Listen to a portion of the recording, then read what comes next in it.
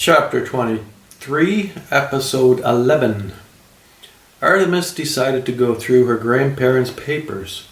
She knew about governments and how they collected money from everyone for any reason they could think of. Owning property was one of those reasons. There were private companies as well for water, electricity, garbage pickup. But the farm had none of that. There was a well and a cistern for water. There was no electricity. Artemis had repaired a windmill that pumped water. She planned to install a few solar panels. She was certain her mother would pay for them. Even the money she had sent would pay for a few. She knew Karl would help her. Her visit to the Christians had made her aware of what comforts being on the grid could bring. The grid was not new. Her grandparents must have had their reasons.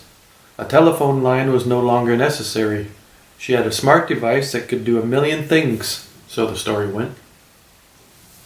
She went through papers and more papers. Eventually she found the answer to the land tax question. Her grandparents had a joint bank account.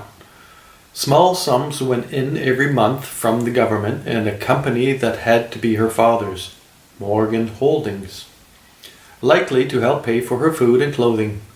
The only money that went out was from municipal taxes. The balance was $500,000. That would cover land taxes long after her grandchildren were dead. She suddenly felt funny going through her grandparents' papers. Her grandmother hadn't been dead long enough for Artemis to accept that the farm was all hers. To clear her mind, she went out to the garden to pull a few weeds. Just any big ones. She ignored the small ones. She took a few shovel loads of compost and spread it around the garden. Then wandered around the barn to see what the goats were doing. Nellie came over to visit her. "Hey Nellie, I'm going away tomorrow. Not for too long. Karl is going to take care of you. You be good for him." Bah! That was Nellie's answer to everything. Artemis said to her,